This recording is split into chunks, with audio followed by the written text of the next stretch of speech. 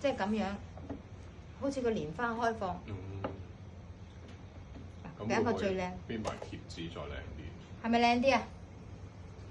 係。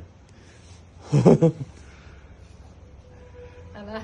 係。即係唔同啊嘛，就爭個少少功夫啦。哦，靚。係啦，咁啊，我哋咧嗱，好啦，咁啊呢個咧稱之為三寶。三寶就係呢個托盤叫三寶，點解啊？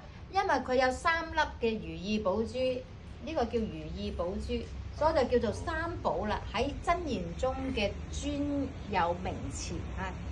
咁然之後我哋供嘅時間咧，咁啊師傅又示範一下啦。有真真正正，我哋呢度咁樣啦，呢度咁樣托住啦。咁樣托住。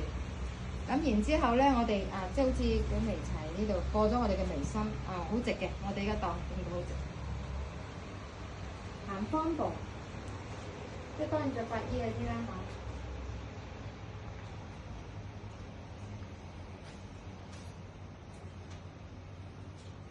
咁樣紅。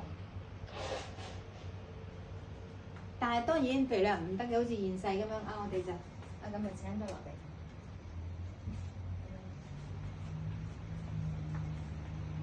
即係呢啲就好恭敬嘅啦，呢啲就好恭敬嘅，咁樣。